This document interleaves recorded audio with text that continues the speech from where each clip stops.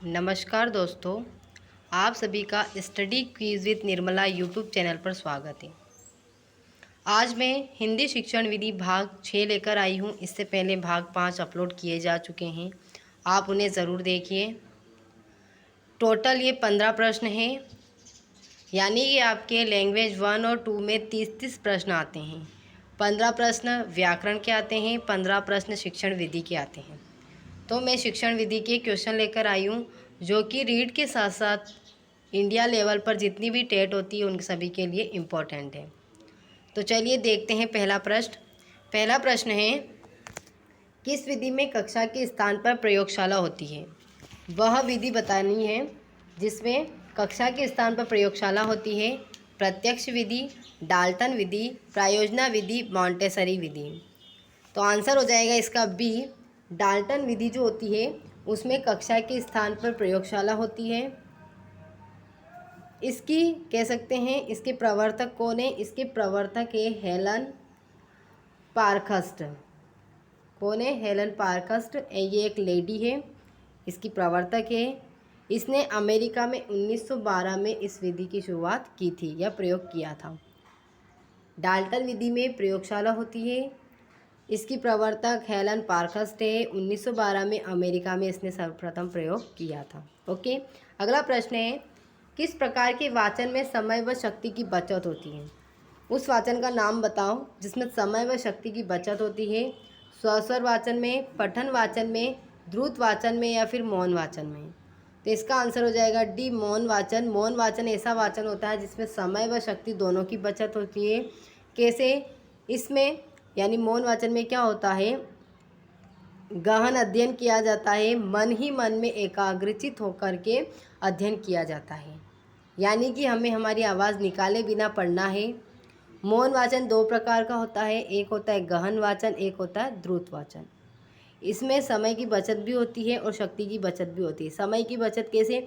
अगर हम पढ़ कर के कुछ पढ़ते हैं या अध्ययन करते हैं तो आवाज़ निकालेंगे और पढ़ने में भी कम आएगा। अगर हम मौन वाचन आँखों से पढ़ते हैं तो जल्दी पढ़ने में आता है और हमारी आवाज़ भी बाहर नहीं आती है, जिससे हमारी शक्ति की बचत भी होती है और हम ज़्यादा पढ़ पाते हैं। तो इसका आंसर हो जाएगा डी, मौन वाचन। अगला प्रश्न है, दल शिक्षा का सर्वप्रथम प्रयोग कहाँ किया गया? दल शिक्षा यानी दल शिक्षण जो विधि है उसका सर्वप्रथम प्रयोग कहाँ किया गया था? इंग्लैंड में, भारत में, अमेरिका में या फिर जापान में? तो दल शिक्षण का जो प्रयोग किया गया था वो किया गया था अमेरिका में। आंसर हो जाएगा इसका सी, अमेरिका। कब किया गया था? तो वो किया गया था 1955। 1955 में अमेरिका के हार्वर्ड विश्वविद्यालय में दल शिक्षण विधि का सर्वप्रथम प्रयोग किया गया था। तो इसका आंसर क्या हो जाएगा? सी, अमेरिका। अगला प्रश्न है, व्याख्या विधि को किस दूसरे नाम से जाना जाता है? व्याख्या विधि को किस दूसरे नाम से जाना जाता है? आगमन विधि, निगमन विधि,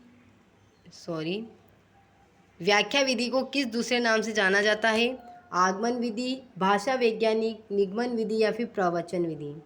तो आगमन विधि को जिस नाम से जाना जाता है वो हो जाएगा प्रवचन विधि, यानी आंसर हो जाएगा इसका डी, प्रवचन विधि। व्याख्या विधि में क्या होता है, जो शिक्षक होता है किसी भी टॉपिक पर व्याख्या करता है और जो स्टूडेंट होते हैं वो सुनते हैं, यानी कि इसमें शिक्षक सक्रिय रहता है और स्टूडेंट विद्यार्थी निष्क्रिय रहते हैं, यानी कि वो सिर्फ और सिर्फ श्रोतागण बने रहते हैं। इसलिए इस विधि को अमनोवैज्ञानिक विधि माना जाता है। यह विधि दोषपूर्ण है, फिर भी इसका प्रयोग सबसे ज़्यादा किया जाता है। ओके, तो इसका आंसर क्या था? डी, प्रवचन विधि। अगला है, भाषा संसर्ग प्रणाली उपयोग है या उपयोगी है? ये आंसर है, क्वेश्चन है, भाषा संसर्ग प्रणाली उपयोगी है। किसमें उपयोगी है? रचना में है, लिखने में है, व्याकरण में है या फिर पत्र में? तो इसका आंसर हो जाएगा भाषा संसर्ग प्रणाली व्याकरण में उपयोगी है। आंसर है सी। क्या हो जाएगा? सी, व्याकरण में। भाषा संसर्ग प्रणाली को अव्याकृति विधि भी कहते हैं। भाषा संसर्ग में क्या होता है, व्याकरण को चैप्टर के साथ ही पढ़ाया जाता है, यानी व्याकरण जो होती है उसको अलग से नहीं पढ़ाया जाता है। यह छोटे बच्चों के लिए उपयोगी मानी जाती है। अगला प्रश्न है, मैडम मोंटेसरी कौन से देश की है? मैडम मोंटेसरी यानी कि मैडम मारिया मोंटेसरी कौन से देश की है? इटली की है, यूरोप की है, फ्रांस की है या फिर इंग्लैंड की है? तो मारिया मोंटेसरी कहाँ की रहने वाली है? इटली की है। आंसर हो जाएगा ए, इटली। मारिया मोंटेसरी ने शब्द साहचर्य विधि का प्रतिपादन किया है, यानी शब्द साहचर्य जो विधि है वो किसके द्वारा दी गई है? मारिया मोंटेसरी के द्वारा दी गई है। मारिया मोंटेसरी ने 4 बिंब बताए हैं। कौन कौन से? दृश्य, श्रव्य, विचार और भाव। पहले आएगा श्रव्य, फिर दृश्य, फिर विचार और भाव। ये 4 बिंब किसने बताए हैं? मारिया मोंटेसरी ने बताए हैं। ओके, अगला प्रश्न है, अभिक्रमित अनुदेशन का प्रारंभ भारत में कब हुआ? अभिक्रमित अनुदेशन का प्रारंभ यानी शुरुआत भारत में कब हुई? 1962, 1963, 1863 या फिर 1986? तो इसका आंसर हो जाएगा बी, 1963 में अभिक्रमित अनुदेशन का प्रारंभ भारत में हुआ था। अभिक्रमित अनुदेशन की जो कह सकते हैं शुरुआत है या प्रतिपादन है वो है B.F. स्किनर के द्वारा 1954 में की गई थी। यानी अभिक्रमित अनुदेशन का सर्वप्रथम प्रयोग, क्या इसके प्रतिपादक जो है वो B.F. स्किनर ने किया था। कब किया था? 1954 में किया था। कहाँ किया था? तो अमेरिका के हार्वर्ड विश्वविद्यालय में किया था। ओके, 1954 में स्किनर के द्वारा हार्वर्ड विश्वविद्यालय में अभिक्रमित अनुदेशन का प्रयोग किया गया। लेकिन जो अभिक्रमित शब्द हैं, अभिक्रमित अनुदेशन दिया B.F. स्किनर ने, लेकिन जो अभिक्रमित शब्द है इसका सर्वप्रथम प्रयोग किया था सिडनी एल प्रेसी ने।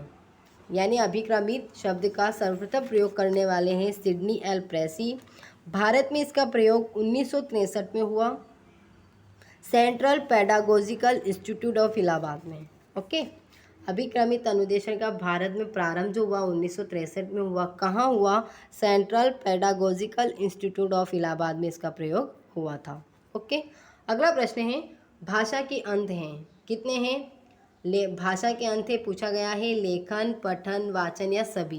तो इसका आंसर हो जाएगा सभी। ये सभी भाषा के अंत माने जाते हैं। अगला प्रश्न है, भाषा सीखने का स्वाभाविक मनोवैज्ञानिक क्रम कौन सा है? ये 2-3 बार आ चुका है और लगभग बहुत सी एग्जाम में ये क्वेश्चन पूछा गया है। तो आपको जो सही क्रम है वो याद होना चाहिए। पहला होता है लिसनिंग यानी कि सुनना, स्पीकिंग बोलना, रीडिंग पढ़ना और राइटिंग लिखना। LSRW ये सूत्र है, यानी कि इसका आंसर क्या होगा? सुनना, पढ़ना, बोलना, लिखना गलत है। सुनना, बोलना, पढ़ना, लिखना, सुनना, लिखना, बोलना, पढ़ना, लिखना, पढ़ना, सुनना, बोलना। तो इसका आंसर क्या हो जाएगा? बी, सुनना, बोलना। ये पढ़ना है, पढ़ना, लिखना। आंसर हो जाएगा बी इसका। लेकिन मोंटेसरी ने लिखना पहले माना है और पढ़ना बाद में माना है। लेकिन मनोवैज्ञानिक क्रम जो है वो है सुनना, फिर बोलना, फिर पढ़ना और फिर लिखना। आंसर हो जाएगा बी। अगला प्रश्न है, दल शिक्षण में नहीं होता है। दल शिक्षण में क्या नहीं होता है? यानी किस सहायक सामग्री का प्रयोग नहीं किया जाता है? वीडियो रिकॉर्डर, माइक्रोफोन, रेडियो या फिर हेतुफोन? तो इसका आंसर हो जाएगा सी, हेतुफोन का प्रयोग दल शिक्षण में नहीं होता है। अगला प्रश्न है, उपचारात्मक शिक्षण का उद्देश्य है। उपचारात्मक शिक्षण का क्या उद्देश्य है? छात्रों का पिछड़ापन दूर करना, विषय के प्रति रुचि उत्पन्न करना, छात्रों का प्राप्त ज्ञान करना या छात्रों को ज्ञान प्राप्त करना? इनमें से कोई नहीं। तो इसका आंसर हो जाएगा उपचारात्मक जो शिक्षण है उसका प्रमुख उद्देश्य होता है छात्रों का पिछड़ापन दूर करना। उपचारात्मक शिक्षण से पहले निदानात्मक शिक्षण होता है, फिर उपचारात्मक शिक्षण होता है। लेकिन इसका आंसर क्या है? ए, छात्रों का पिछड़ापन दूर करना उपचारात्मक शिक्षण का मेन उद्देश्य होता है। अगला प्रश्न है, अनुकरण विधि किस स्तर के लिए उपयोगी है? उच्चतर के लिए, माध्यमिक स्तर के लिए, प्राथमिक स्तर के लिए या फिर कोई नहीं? तो जो अनुकरण विधि है वह जिस स्तर के लिए उपयोगी है, आंसर हो जाएगा सी, प्राथमिक स्तर के लिए अनुकरण विधि उपयोगी होती है, क्योंकि प्राथमिक स्तर के बच्चे अनुकरण के माध्यम से जल्दी सीख पाते हैं। अगला प्रश्न है, घर की भाषा और विद्यालय में पढ़ाई जाने वाली भाषा, यानी कि घर की भाषा और विद्यालय में पढ़ाई जाने वाली भाषा होती है, सदैव टकरार से गुजरती है, सदैव समान होती है, समान हो सकती है, सदैव अलग होती है। यानी घर की भाषा और विद्यालय में पढ़ाई जाने वाली भाषा होती है। तो ये सदैव टकरार से गुजरती है, गलत है। जरूरी नहीं कि हमेशा घर की भाषा और विद्यालय की भाषा में टकराहट हो। सदैव समान होती है, ये भी गलत बात है। ये नहीं कह सकते जो घर पे भाषा बोली जाती है और विद्यालय की भाषा समान हो, सदैव हो, ये नहीं है। और सदैव अलग होती है, यानी कि जो सदैव वाले ऑप्शन है वो तीनों कट हो जाएंगे, सदैव सदैव सदैव। आंसर क्या हो जाएगा? सी, समान हो सकती है। यानी घर की भाषा और विद्यालय में पढ़ाई जाने वाली भाषा समान हो सकती है, जरूरी नहीं है समान हो, लेकिन हो सकती है। इसका आंसर क्या हो जाएगा? इसका सी। अगला प्रश्न है, मोहन ही जा रहा है। ये व्याकरण के क्वेश्चन आइए इसमें। मोहन ही जा रहा है वाक्य में रेखांकित पद है, क्या है? पदबंध है, विशेषण है, निपात बोलते हैं इसको, नियात नहीं है, निपात या फिर बलाघात। तो इसमें है मोहन ही जा रहा है, तो इसका आंसर हो जाएगा सी, निपात। ही, तक, भर, ये सब क्या होते हैं? निपात होते हैं। इसका आंसर क्या हो जाएगा? सी, निपात। अगला प्रश्न है निम्न में से गद्य शिक्षण की विधि है? अभिनय विधि, गीत विधि, अर्थबोध विधि या फिर खंडान्वय विधि।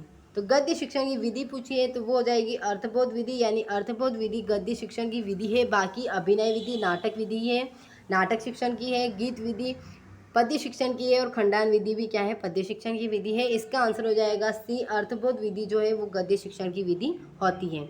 अगला प्रश्न है, शैक्षिक भ्रमण का दूसरा नाम है, यानी शैक्षिक भ्रमण को किस नाम से जाना जाता है? शिक्षक भ्रमण नाम से, शिक्षण यानी घूमना से, क्षेत्र पर्यटन से या शैक्षिक तकनीक से। तो इसका आंसर हो जाएगा शैक्षिक भ्रमण का दूसरा नाम क्षेत्र पर्यटन विधि भी जाना जाता है या माना जाता है। तो आंसर हो जाएगा इसका सी, सही हो जाएगा।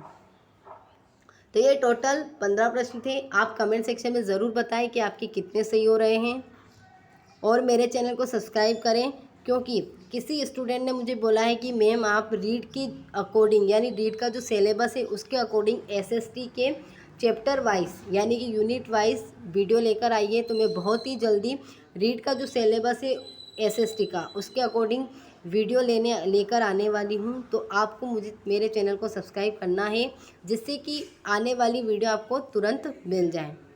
Okay, thank you.